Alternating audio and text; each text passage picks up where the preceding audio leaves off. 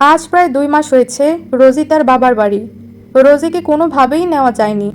অনেক চেষ্টা করেছে সে রোজিকে নিজের কাছে আনার জন্য, কিন্তু প্রতিবারই ব্যর্থ হয়েছে। সেদিন নিলয় রোজির দূরত্ব সহ্য করতে না পেরে রোজিকে এক প্রকার টানাটানি করছিল নিয়ে যেতে, কিন্তু রোজি চিৎকার চেঁচামেচি শুরু করে এবং ভীষণ হাঁপাতে থাকে। হাঁপাতে হাঁপাতে সে নিচে বসে পড়ে। এটা দেখে নিলয় রোজিকে মুক্ত করে দেয়। রোজি তখনও নিচে বসে হাঁপাচ্ছে।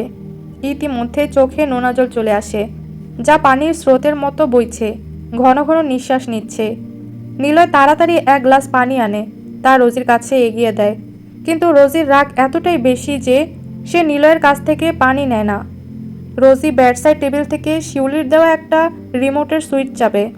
সুইচটি চাপার সাথে সাথে চারিদিকে শব্দ হতে থাকে। শব্দ হতে না হতেই শিউলি এগিয়ে আসে দৌড়ে। রোজিকে এমন করতে দেখে সে একবার নিলয়ের দিক আর একবার রোজির দিক তাকায়, তারপর পানি নিয়ে রোজিকে দেয়। রোজিও তাড়াতাড়ি পানি নিয়ে ঢকঢক করে খেয়ে ফেলে। এটা দেখে নিলয় চুপ হয়ে রোজির দিকে তাকিয়ে থাকে। সেদিন নিলয় আর একটি কথাও বলেনি। সোজা রোজির বাসা থেকে বের হয়ে নিজের বাড়ি চলে আসে। প্রায় 18 দিন রোজির সামনে যায়নি সে। রোজিও নিজের মতো থেকেছে। সারাদিন ঠিক থাকলেও রাতে মনের সাথে না পেরে ডুকরে কেঁদে উঠত রোজি। কাঁদতে কাঁদতে কখন ঘুমিয়ে পড়তো সে নিজেও জানে না। তবে এরই মাঝে শিউলি ও রেদওয়ান এবং আশা ও রোহিতের মাঝে সকল সম্পর্ক ঠিক হয়ে গেছে। রোহিত ও রেদওয়ান নিজেদের করা ভুল বুঝতে পেরে সকল কিছু তুলে ধরেছিল, তাই শিউলি ও আশাও আর কিছু বলেনি, মাফ করে দিয়েছে। বর্তমান রোজি নিজের রুমে বসে জানালার দিক তাকিয়ে আছে। রোজির বারান্দায় অনেক ধরনের গাছপালা, যা দেখে তার চোখ ও মন দুটোই শান্ত হয়। রোজির মা নিচে রান্না করতে ব্যস্ত। রোজি আজ তার মার কাছে মুখ ফুটে পাস্তা খেতে চেয়েছে, তাই রোজির মা রান্না বসিয়ে দিয়েছে। আশা ও শিউলি রোজির মাকে সাহায্য করছে। রোজির বাবা এই সময় বাগানে হাঁটেন। সবাই সবার কাজে ব্যস্ত। শুধু রোজি নিজের রুমে বিষণ্ণ মনে বসে আছে। রোজির মা 5টা পাত্রে পাস্তা পরিবেশন করলেন। রোজির মা বললেন, এই তোরা পাস্তাগুলো নিয়ে যা। শিউলি ও আশা বলল, আচ্ছা মা। রোজির মা ব্যস্ত গলায় বললেন, শোন, একটা বাটি তোদের বাবাকে দিয়ে আয়। শিউলি বলল, আশা তুই দিয়ে আয়, আমি উপরে নিয়ে যাই এগুলো। আশা বলল, আচ্ছা। বলেই আশা একটা বাটি নিয়ে বাহিরে দৌড় দেয়। তারপর বাটিটা এগিয়ে দিয়ে বলল, বাবা নাও, এটা খাও। রোজির বাবা হাসি দিয়ে বললেন, তোমরা খেয়েছ? আশা বলল, এই তো খাবো। রোজির বাবা বললেন, যাও খাও গিয়ে আগে মা। আশা বলল, ওকে। বলেই বাড়িতে ঢুকে পড়ল। নিচে দেখলো মা নেই, তার মানে উপরে চলে গেছে, তাই সেও উপরে চলে গেছে। গিয়ে দেখলো রোজি ইতিমধ্যেই খাওয়া শুরু করে দিয়েছে। আশাও খাওয়া শুরু করলো। খাওয়া শেষে রোজির মা সকল কিছু নিয়ে নিচে চলে গেলেন। চারিদিকে অন্ধকার হয়েছে, রাত নেমেছে। রোজি নিজের রুমে শুয়েছিল। কোথা থেকে নিলয় এসে রোজির পাশে শুয়ে পড়ল। রোজি এটা দেখে উঠে দাঁড়ায়। উদ্দেশ্য শিউলি ও আশার রুমে যাওয়া, সেখানে শোবে। কিন্তু নিলয় রোজির হাত ধরে ফেলল। এটা দেখে রোজি নিজের হাত ঝাড়া মারল, কিন্তু হাত ছোটাতে পারল না। রোজির পেটটা ভার হয়েছে, তার প্রায় 6 মাসের কাছাকাছি। রোজি বলল, হাত ছাড়ুন আমার। নিলয় বলল, নো। রোজি বলল, আমি ছাড়তে বলছি না। নিলয় বলল, বললেই হলো নাকি? রোজি আবার বলল, আমাকে ছাড়ুন প্লিজ। নিলয় বলল, কেন, কই যাবে তুমি? রোজি বলল, আমি ওদের সাথে ঘুমাবো। নিলয় বলল, তা হবে না, এখানে ঘুমাবে তুমি আমার সাথে। রোজি বলে, বাধ্য নই আমি। নিলয় বলে, তুমি বাধ্য রোজ, তুমি আমার ওয়াইফ, ভালোবাসি আমি তোমায়। রোজির এটা শুনে রাগ সপ্তম আসমানে উঠল। সাথে সাথেই নিলয়কে ধাক্কা দিয়ে সরালো। রোজি বলল, চুপ। আপনি আপনি কি নিজেও জানেন না ভালোবাসা? ভালোবাসা মাই ফুড। বলেই পিছন ঘুরে চলে যাওয়ার জন্য উদ্যত হয়। নিলয়ের যেন রাগ বাড়ছে। রোজির শেষ কথা, ভালোবাসা মাই ফুড, কানে বাজছে। রোজিকে টেনে আবারও নিজের কাছে আনলো। নিলয় বলল, কি বললি? রোজি বলল, যা শুনেছেন তাই। নিলয় রোজির চুলগুলো শক্ত করে ধরল। রোজি কুকিয়ে ওঠে। নিলয় বলে, কি বললি আবার বল। রোজি বলল, ভালোবাসা মাই ফুড। বলতেই নিলয় রোজির কোমর চেপে কাছে টেনে আনে। রোজির কোমরে শক্তিশালী থাবা পড়তেই রোজি আহ করে ওঠে। নিলয় নিজের হাত রোজির পেটে রাখতেই পেট ফোলা লাগায় রোজির চুলগুলো ছেড়ে দেয়। রোজি হাঁপ ছেড়ে বাঁচল। নিলয়ের মাথা গরম লাগছে। সে আবারও রোজিকে কষ্ট দিতে চাচ্ছিল। রোজির কান্না শুরু হয়ে যায়। নিলয় নিজের চুল খামছে ধরে। নিলয় কিছুটা স্বাভাবিক হতেই রোজির হাত ধরে বলে, জান, সরি, চলো আমরা আমাদের বাসায় যাই। রোজি হাত ঝাটকা মেরে ছাড়িয়ে বলল, চুপ, কি চান আপনি? আমি যাব না আপনার সাথে। ইনফ্যাক্ট থাকা নিলয় এবার রাগে রোজির মুখ চেপে ধরে বলল, তুই আমার ওয়াইফ, যেতেই হবে তোকে। রোজি দ্বিগুণ রাগ নিয়ে বলল, না, যান আপনি, ডিভোর্স দে। ঠাস। রোজি থাপ্পড় খেয়ে পড়ে যেতে নিলেই নিলয় ধরে ফেলে। রোজি নিজেকে কিছুটা ধাতস্থ করেই নিলয়কে ধাক্কা দিয়ে সরিয়ে দেয়। রোজি বলে, আপনি আপনি ইন্টিমেট হওয়া ছাড়া কিছু পারেন? কিছু হলেই আমায় বিছানায় নিয়ে নিজের রাগ মেটান। আমাকে ভেতর থেকে ঝলসে দেন আপনি। এটা ছাড়া কিছু পারেন? নিলয় বলল, চুপ রোজ, চুপ।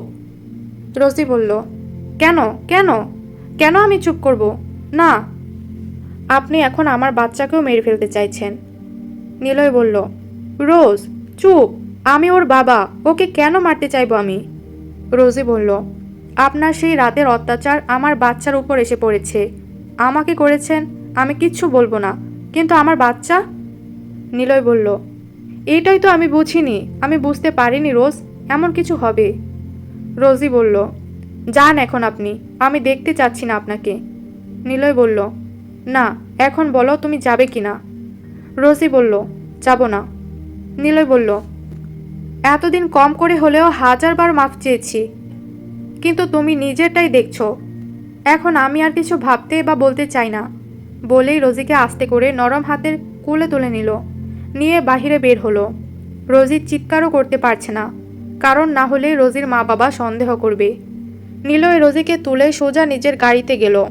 রোজি ছুটতে চেষ্টা করছে, তবে পেট ভারী থাকায় পারছে না। রোজিকে আস্তে সামনের সিটে বসিয়ে নিলয় নিজেও বসে। তারপর গাড়ি চালিয়ে নিয়ে যায় নিজের বাড়ির দিকে। এদিকে রোজি চিৎকার চেঁচামেচি করেই যাচ্ছে। এত চেঁচামেচি করায় হাঁপিয়ে উঠছে বারবার। তাও সে নিলয়ের সাথে থাকবে না, ঠিক করেছে। দীর্ঘ 1 ঘন্টা পর পৌঁছায় নিলয়ের বাড়ি। নিলয় দেখল রোজি গভীর ঘুমে, কেননা রোজি এখন একটুতেই হাঁপিয়ে ওঠে। আবার এত ধকল নিতে না পেরে ঘুমিয়ে পড়েছে। নিলয় ভাবতে ভাবতে রোজিকে আস্তে করে কোলে তুলে নেয়, যার ফলে রোজি ঘুমের মধ্যে কেঁপে ওঠে।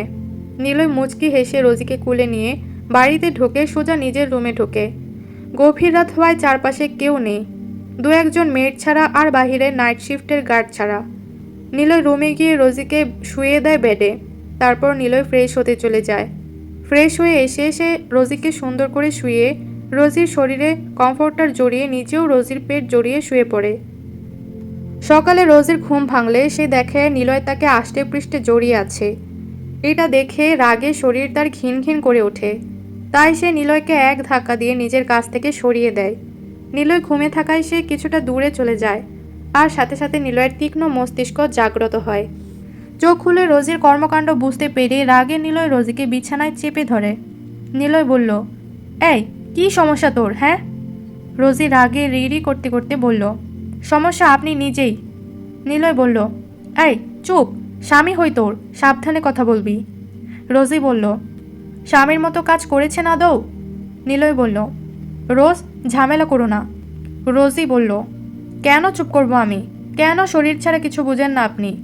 নিলয় রাগে রোজির দুগাল চেপে ধরে বলল, যখন তুই আমায় নিজের রূপ দেখিয়ে সিডিউস করে দেশে এনেছিলি সেটা মনে আছে?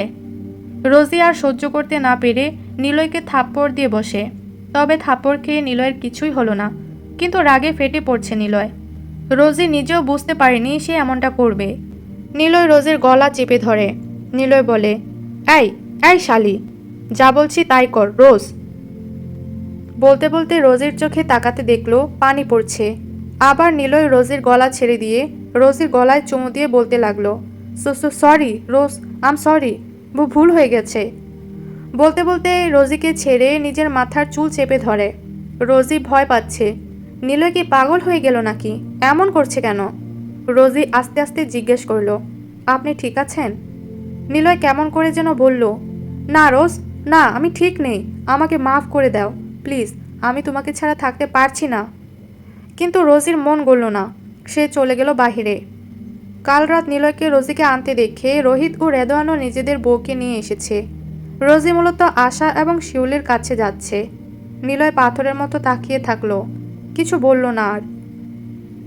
এভাবেই কেটে গেল 3 মাস। নিলয় এবং রোজির মাঝে কিছুই ঠিক হয়নি। নিলয় এবং রোজি এখন আলাদা থাকে। রোজি এক রুমে এবং নিলয় আরেক রুমে। নিলয় এখন রোজির আশেপাশে আসে না। প্রেগনেন্সির 9 মাস চলছে রোজির। হাঁটাচলা করতে অসুবিধা হয় অনেকটাই, তাই শিউলি রোজির সাথে ঘুমায়। নিচে বসে শিউলি রোজির জন্য অপেক্ষা করছে। আশা টিভি দেখছে। নিলয় অনেকটাই পাল্টে গেছে। সকলের সাথে কথা বললেও রাগ দেখায় ছোট ছোট কারণে। অফিসে সকলে এখন ভয়ে তটস্থ থাকে। কখন নিলয় এসে ছেড়ে দেয় সেই ভয়ে থাকে। রোজির সাথে তো নিলয়ের কথা হয়ই না, সামনাসামনিও হয় না। বেশিরভাগ বাহিরে থাকে এখন নিলয়। হঠাৎ বেল বেজে ওঠে। শিউলি দ্রুত দরজা খুলে দেয়। তবে সামনের দৃশ্য দেখে অবাক। রোজি তাকাতেই মাথা চক্কর দিয়ে ওঠে। কেননা নিলয় একটি মেয়েকে কোমর জড়িয়ে আছে। কোনো বাঙালি মেয়ের পক্ষে এটা দেখা সম্ভব নয়। রোজি আস্তে করে দাঁড়ালো। আস্তে আস্তে পেটে হাত দিয়ে আর এক হাত কোমরে দিয়ে নিলয়ের কিছুটা নিকটে গিয়ে জিজ্ঞেস করল, ইনি কে? নিলয় কোনো প্রত্যুত্তর করল না। তাই রোজি আবার জিজ্ঞেস করল, ইনি কে বলুন? নিলয় বলল, আমাকে জিজ্ঞেস করছো? কৈফিয়ত চাইছো আমার কাছে? রোজি বলল, অন্য মেয়েকে এভাবে ধরে রেখে আমাকে বলছেন এটা আপনি? নিলয় বলল, সরো সামনে থেকে, চলো সুইট বেবি। বলেই রোজিকে এড়িয়ে নিজের রুমে হাঁটা ধরল। এটা দেখে রোজি তাড়াতাড়ি নিলয়ের সামনে গিয়ে বলল, রুমে যাচ্ছেন কেন? নিলয় বলল, কাজ আছে।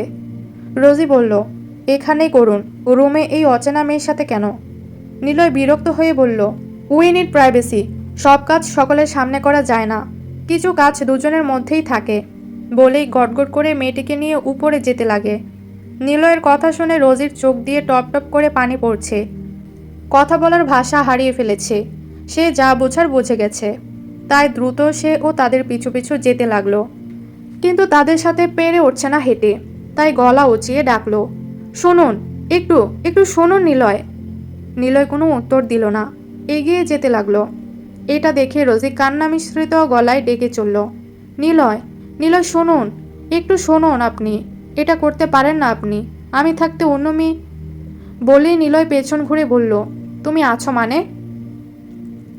রোজি বলল, আমি আপনার ওয়াইফ। আমি থাকতে কেন অন্য মেয়ে? অঝরে কাঁদতে কাঁদতে রোজি এই কথাটি বলল। নিলয় ঠাট্টা মিশ্রিত গলায় বলল, আমার ওয়াইফ দাবি করছো এখন, যখন আমি এমন গিরগির করেছিলাম শুনেছিলে? রোজি কাঁদতেই থাকলো। রোজিকে আর কিছু বলতে না দেখে নিলয় মেয়েটিকে নিয়ে নিজের রুমে ঢুকে দরজা লাগিয়ে দিল। দরজা আটকানোর শব্দে রোজি চিৎকার করে ওঠে। সে তাড়াতাড়ি নিলয়ের ঘরে যায়। দরজায় করাঘাত করতে থাকে, কিন্তু নিলয় সাড়া দেয় না। এদিকে নিলয় মেয়েটিকে রুমে নিয়ে ছেড়ে দেয়। তারপর বলে, কিছু শব্দ করো যেন মনে হয় তুমি আমি ইন্টিমেট হচ্ছি, আর টাকা পেয়ে যাবে বের হওয়ার সময়। মেয়েটিও নিলয়ের কথা মতো শব্দ করতে লাগলো। এই শব্দ শুনে রোজি চিৎকার করে বলতে লাগলো, না না, আপনি এটা করতে পারেন না নিলয়, প্লিজ। হঠাৎ রোজি কিছু আওয়াজ শুনতে পায়, যা শুনে রোজির মাথা ঘুরে ওঠে। তার শরীর আর পারছে না সইতে। না পেরে সে নিচে বসে। দরজায় ঠেস দিয়ে বসে চোখ দিয়ে নোনা জল গড়িয়ে পড়ছে। থামার নাম নেই কোনো। পেটে ব্যথা করছে, তবে রোজি পাত্তা দিল না। রোজি ভিতরের কথোপকথন আরও শুনতে পেল, যা শুনে রোজি জোরে জোরে কাঁদতে লাগলো, না নিলয়, প্লিজ বের হন, পায়ে পড়ি আপনার, এত বড় শাস্তি আমায় দিয়েন না, আমি সইতে পারবো না। রোজি আরও বলল, নিলয়, আপনি এটা করতে পারেন না, আমাদের বাচ্চা। আল্লাহ। হঠাৎ রোজির পেটের ব্যথা এতটাই বেড়ে যায়, রোজির গলা দিয়ে শব্দ বের হয় না। কাউকে যে ডাকবে তার উপায় নেই। শরীর নীল হয়ে আসে। রোজির হাত পা শক্ত হয়ে আসে। পায়ের মাঝে ভেজা ভেজা অনুভব হয়। ব্যথা সহ্য করতে না পেরে কথার মাঝে চেঁচিয়ে ওঠে রোজি। রোজির চিৎকার শুনে শিউলি দূর থেকে দৌড়ে আসে। এসে রোজির মাথা নিজের কোলে তোলে। শিউলি বলে, রোজ, এই রোজ, এই কি হয়েছে? লেবার পেন শুরু হয়েছে? শিউলি তাড়াতাড়ি রোজির তলপেটের একটু নিচে হাত দিয়ে দেখলো ভেজা। তার মানে রোজির লেবার পেন শুরু হয়েছে। শিউলি বলল, এই কই তোমরা? রোজির লেবার পেন শুরু হয়েছে, তাড়াতাড়ি প্লিজ, ও সহ্য করতে পারছে না। সকলে ছুটে এলো, তবে নিলয় শুনতে পেল না। কেমনে শুনবে? সে তো মেয়েটাকে কাজ বুঝিয়ে বারান্দায় চলে গেছে। রোজির অভিমান তীব্র থেকে আরও তীব্র হলো। সকলে ছুটে এলো। রোহিত নিলয়ের ঘরের দরজা ধাক্কাতে ধাক্কাতে বলল, ভাই, এই ভাই, দরজা খোলো ভাই। মেয়েটি এত চিৎকার শুনে তাড়াতাড়ি নিলয়কে ডাকলো। নিলয় বিরক্ত হয়ে দরজা খুলে বলল, কি হয়েছে? এই মোমেন্টে ডাকিস কেন?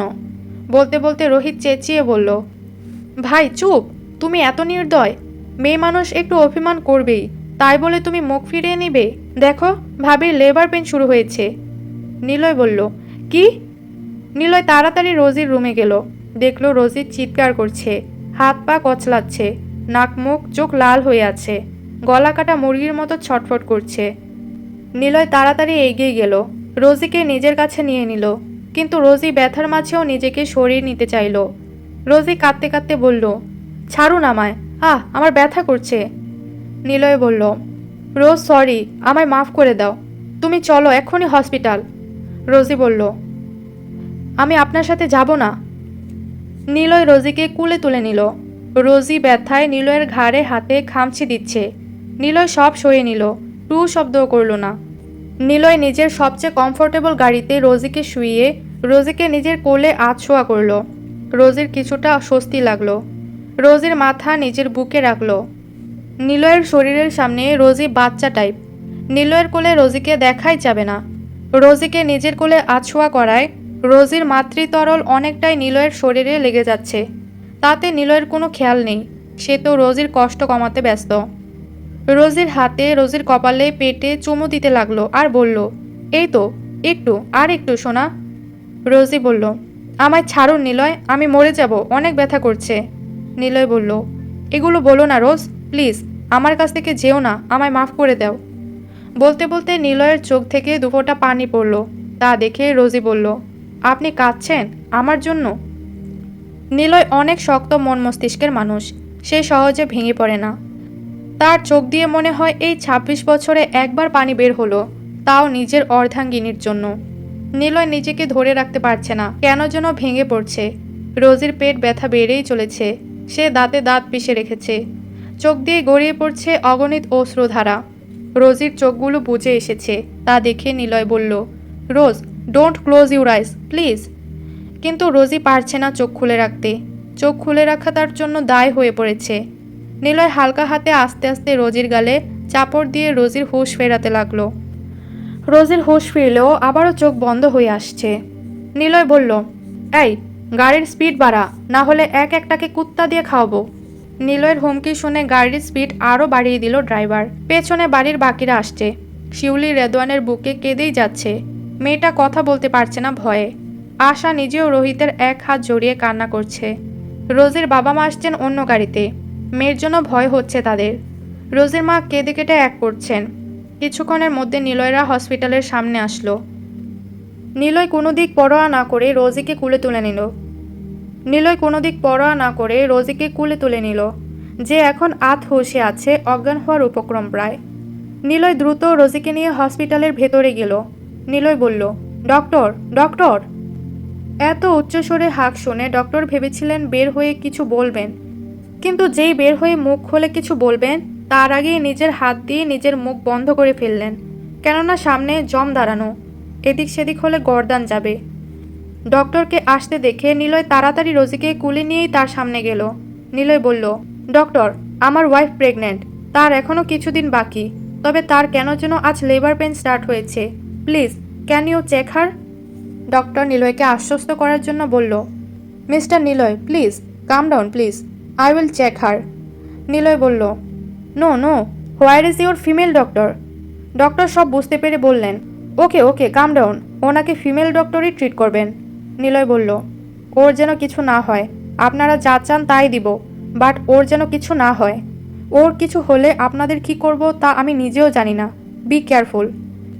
ডক্টর আর কথা বাড়ালেন না। নিজের উপরের পদের ফিমেল ডক্টরকে সকল কিছু বুঝিয়ে ওটিতে পাঠিয়ে দিলেন। নিলয় সিটে বসে পড়ল মাথা নিচু করে। চোখে মুখে কোনো ভঙ্গিমা নেই, নেহাত একটা পাথর। বাকিরা পৌঁছে গেছে, আধ ঘন্টা হতে চলল। রোজির মা নামাজে দাঁড়িয়েছেন, বাকিরা ব্যস্ত সময় পার করছে। নিলয় এক মনে ফ্লোরে তাকিয়ে আছে। হঠাৎ ডক্টর বের হয়ে এলেন। ডক্টরকে বের হতে দেখে সকলে অবাক হলো, কেননা বেশি সময় হয়নি। তাহলে তিনি এতটা দ্রুত কেন বের হলেন? সকলে ভয়ে ঢোক গিলল।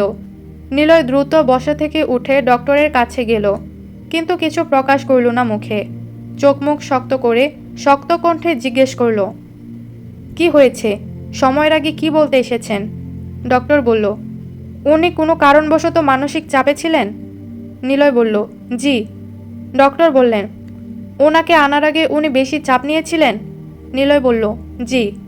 ডক্টর মুখে চিন্তার ছাপ এনে বলল, উনি বেবি প্রসব করছেন না, জটিলতা দেখা দিচ্ছে।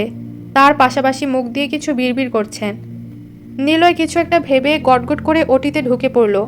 পেছন থেকে ডক্টর ডেকে চললেন, কিন্তু নিলয় কোনো বাধা মানল না। তাই ডক্টর আর কিছু বললেন না। নিলয় ভেতরে প্রবেশ করতেই ভেতরের সকলে বের হয়ে গেল। পুরো ওটি রুম ফাঁকা। সেখানে গিয়ে দেখল রোজি সিটে শোয়া, হাতে ক্যানেলার। নিলয় সামনে এগোলো, গিয়ে দেখল রোজি কি যেন বলছে। সে আরও একটু কাছে একদম রোজির ঠোঁটের কাছে কান নিল, নিয়ে মৃদু সুরে শুনতে পেল, না নিলয়, আপনি এটা করতে পারেন না। নিলয় যা বুঝার বুঝে গেছে। সে আস্তে করে রোজির কানে কানে বলল, জান, ওটা একটা নাটক ছিল। তুমি চাইলে আমি তোমায় সিসিটিভি দেখাবো। এই নিলয় চৌধুরী আজ পর্যন্ত তুমি ব্যতীত অন্য কোনো নারীর দিকে তাকিয়েও দেখেনি, ছুবে তো দূরের কথা। বলে রোজির কপালে একটা চুমু খেলো। তারপর আস্তে আস্তে ওটি থেকে বের হয়ে গেল। নিলয়কে বের হতে দেখে সকলে ভেতরে চলে গেলেন। তারপর যথারীতি নিজেদের কাজে ব্যস্ত হয়ে পড়লেন। নিলয় নিজের জায়গায় গিয়ে বসে পড়ল। এদিকে শিউলি কাঁদতে কাঁদতে অজ্ঞান হয়ে গেছে। রেদওয়ান টেনশনে মরে যাচ্ছে, সাথে রোহিত নিজেও। রোজিকে তারা নিজের ছোট বোনের মতো দেখে। এর মধ্যে এটা হয় রেদওয়ান প্রায় পাগল হয়ে যাচ্ছে। সে তাড়াতাড়ি ডক্টরের কাছে নিয়ে গেল, কেননা শিউলি কিছুদিন ধরে কিছু খেতে পারে না, বমি করে। বমি বমি ভাব লাগে, মাথা ঘুরায়। ডক্টরকে সকল কিছু বুঝিয়ে বলতেই সে চেক আপ শুরু করলেন। কিছু একটা বুঝতে পেরে সে হেসে জিজ্ঞেস করলেন, ওনার পিরিয়ড মিস হয় কয় মাস? রেদওয়ান যেন এই প্রশ্নটার জন্য প্রস্তুত ছিল না। সে কিছুটা হকচকিয়ে আশেপাশে অগোছালো দৃষ্টি নিক্ষেপ করে কিছুক্ষণ সময় নিয়ে বলল, আমি জানি না, মনে হয় 2 মাস, ও বলতে পারে। ডক্টর হেসে বললেন, গুড নিউজ, আপনি বাবা হতে চলেছেন। রেদওয়ান এই কথা শুনে ভেবাচেকে খেয়ে গেল। এই মুহূর্তে তার কেমন রিয়াকশন দেওয়া উচিত সে বুঝতে পারছে না, তবে মনে মনে সে খুব খুশি। শিউলিকে সেখানে বিশ্রাম নিতে রেখে চলে গেল রেদওয়ান। বাহিরে গিয়ে দেখল নিলয় ওটির সামনে দাঁড়ানো, তার মানে সময় চলে এসেছে। নিলয় ওটির সামনে দাঁড়িয়ে আছে। কিছুক্ষণ আগে নার্স এসে বলে গেছেন সবকিছু নর্মাল, তারা কাজ চালিয়ে যাচ্ছে। প্রায় 1 ঘন্টা পর ভেতর থেকে বের হলেন এক নার্স, হাতে সাদা মকমলের কাপড়ে মোড়ানো এক নবজাতক। নিলয় তাকিয়ে থাকলো এক ধ্যানে, তবে বাচ্চা নেওয়ার আগে জিজ্ঞাসা করলো, আমার ওয়াইফ? নার্স বলল, তিনি একদম ঠিক আছেন, তাকে কিছুক্ষণ পর বেডে দেওয়া হবে। সকলে অবাক, নিলয় এতটা রোজকে ভালোবাসে। সকলে মুগ্ধ নয়নে নিলয়ের দিকে তাকিয়ে আছে। রোজির মায়ের চোখে পানি চলে এসেছে, সে আজ সার্থক। নার্সটি বাচ্চাটিকে এগিয়ে দিলেন। ঠিক সেই সময় আরও একটি নার্স আরও একটি বাচ্চা নিয়ে এলেন। তা দেখে সকলে অবাক। সকলকে অবাক হতে দেখে নিলয় বলল, আমাদের 2টা বেবি হবে তা আমি আগেই জানতাম, পেনিক হবেন না। নার্সটি নিলয়ের হাতে বাচ্চাটি এগিয়ে দিল। নিলয় বাচ্চাটি কিভাবে হাতে নিবে বুঝতে না পেরে রেদওয়ানকে জিজ্ঞেস করলো, এই রেদু, কিভাবে নিব ওকে আমি? ও তো অনেক ছোট, আমার শক্ত হাত দিয়ে ধরলে ব্যথা পাবে মনে হচ্ছে। রেদওয়ান মুচকি হেসে বলল, আরে ভাই নাও, ব্যথা পাবে না, আস্তে ধরবে। নিলয় রেদওয়ানের কথা শুনে আস্তে আস্তে নবজাতকটিকে কুলে তুলে নিল। তুলে সাথে সাথে কপালে একটি চুমু খেলো। হুজুর নিয়ে এসে বাচ্চাটির কানে আজান দেওয়ালো। তারপর অপর বাচ্চাটি নিল। নিলয় তাকেও চুমু ও আজান দিল কানে। নিলয় নার্স দুটোকে কয়েক হাজার টাকা দিল বকশিস হিসেবে। রোজি ও নিলয়ের 2টা বেবি হয়েছে, একটা ছেলে একটা মেয়ে। 2 বাচ্চাকে আদর দিয়ে নিলয় সকলকে সুযোগ করে দিল দেখার। সকলে দেখে অবাক, মেয়েটা একদম নিলয়ের মতো, আর ছেলেটা রোজির মতো দেখতে। দুজনের কি মিল! যে কেউ দেখেই বলবে ওরা এদের সন্তান। গায়ের রং পেয়েছে একদম রোজির মতো, চোখগুলো নিলয়ের মতো। মেয়েটার চুলগুলো রোজির চুলের মতো সোজা সিল্কি, ছেলেটার চুলগুলো জাকানো নিলয়ের মতো সিল্কি। কিছুক্ষণ পর রোজিকে বেডে দেওয়া হলো। রোজি ঘুমে। নিলয় রোজির কাছে গিয়ে ওর কপালে শব্দ করে সকলের সামনে চুমু খেলো আর কানে কানে বলল, রোজ জান, আজ আমি পরিপূর্ণ। বলে রোহিতকে বলল, হসপিটাল থেকে বাড়ি যাওয়ার সময় রাস্তায় যতগুলো লোক থাকবে সবগুলোকে মিষ্টি খাওয়াবি। হসপিটালে মিষ্টির বন্যা বইয়ে দিবি। কেউ খেতে না চাইলে জোর করে খাওয়াবি। আমার সকল ক্লায়েন্ট এবং আমার সাথে যারা কাজ করেছে তাদের সকলের বাড়ি মিষ্টি পাঠিয়ে দিবি। রোহিত নিলয়ের কথা মতো নিজের কাজে এগিয়ে গেল। নিলয় রোজির পাশে বসলো। রোজির অপর পাশে তার 2 সন্তান ঘুমে। কিছুক্ষণ পর রোজির ঘুম ভাঙল। দেখল নিলয় পাশে বসা, ওর এক হাত ধরে বসে আছে। রোজির হুঁশ ফিরতে দেখে নিলয় রোজির হাতে চুমু খেয়ে বলল, কোথায় কষ্ট হচ্ছে বলো আমায়। রোজি আস্তে আস্তে বলল, না, আগে বলুন ও কোথায়। নিলয় ওই পাশে ইশারা করলো। রোজি তাকালো সেই দিকে, দেখলো 2টি বাচ্চা শুয়ে আছে। এটা দেখে রোজি ভ্রু কুঁচকালো। রোজি বলল, নিলয় 2টা বেবি কেন? নিলয় বলল, কারণ ওরা টুইন। রোজি অবাক হয়ে তাকালো আর বলল, আপনি জানতেন তাই না? নিলয় বলল, জি ম্যাম। রোজি বলল, আমাকে বলেননি কেন? নিলয় বলে, এমনি টেনশন করবে তাই। বলিনি বলে এখন একটা সারপ্রাইজ পেলে না। রোজি বলল, চুপ, তাই তো শুধু শুধু পেট বেশি বড় বড় লাগতো। নিলয় শব্দ করে হেসে ফেলল। নিলয় রোজির কোলে 2টো বাচ্চাকে রাখলো। রোজি দুটোকে চুমু দিতে লাগলো। কিছুক্ষণ পর পর চুমু দিতে লাগলো। নিলয় এক ধ্যানে তাকিয়ে থাকলো। আজ সে পরিপূর্ণ। রোজি বলল, শুনুন। নিলয় বলল, বলো। রোজি বলে, আমাদের মেয়ের নাম রোদুষী, ও ছেলের নাম রুদ্র। নিলয়ের চোখ চকচক করে উঠল। তার মানে রোজির এই কথা মনে আছে। তারা যখন জেনেছে রোজি প্রেগনেন্ট, আগেই ভেবে রেখেছিল ওদের কি নাম রাখবে। ছেলে হলে রুদ্র ও মেয়ে হলে রোদুষী। নিলয় উপর নিচ মাথা নাড়ালো, মানে তার উত্তর হ্যাঁ। এইটুকুই ছিল ভিলেন গল্পের পর্ব 33 এবং 34। ভিডিওটি ভালো লাগলে একটি লাইক দিবেন এবং পরবর্তী পর্বগুলো দেখতে চ্যানেলটি সাবস্ক্রাইব করে রাখবেন।